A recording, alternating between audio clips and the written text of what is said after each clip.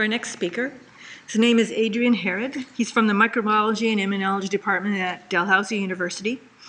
He's originally from Burlington and did degrees in Ottawa before he came to Nova Scotia.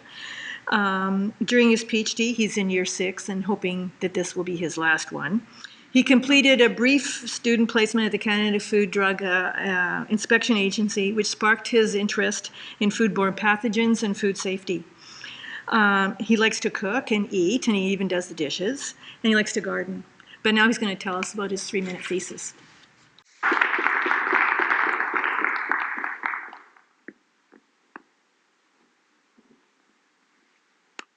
I love food. I also love to eat food. But food doesn't always reciprocate my love. In the past, I've fallen victim to the microscopic intruders that sometimes inhabit our food, forcing me to choose between either sitting on my toilet or being face first in it. I'm not alone, however, as it is estimated that 4 million Canadians experience foodborne illness every year. The mishandling of raw meat is partially to blame, but the larger concern is with contaminated food that we assume is safe. In Canada, contaminated food products are recalled from store shelves to protect consumers from foodborne illness.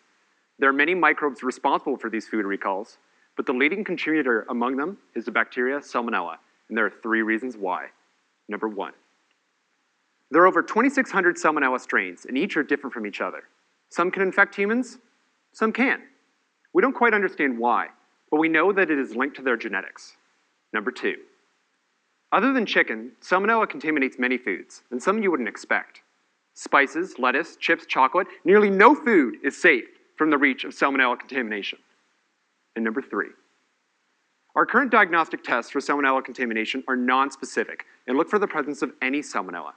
As a result, food contaminated with non-infectious strains is still deemed unsafe and is disposed of, leading to large amounts of food waste.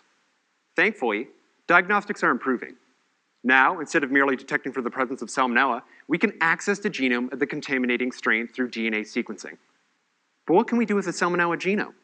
Well, I have a plan. I am currently studying the Salmonella-secreted protein H1, or SSPH1, which we believe could serve as a marker of infectious strains, as we have evidence that SSPH1 contributes to Salmonella's ability to establish infection.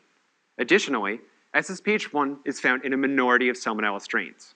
Therefore, if we can access the genome of the contaminating strain through new diagnostics, we can determine if SSPH1 is present, and potentially if that strain is infectious to humans. However, we still need to identify the exact role that SSPH1 plays during infection. Once we know how SSPH1 contributes to infection, we will truly know just how dangerous that strain is.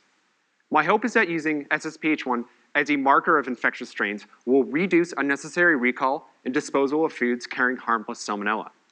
And while friendly Salmonella in our food may sound like an unappetizing idea, spoiler alert, many of the foods we eat daily carry thousands of microbes that have no negative impact on our health.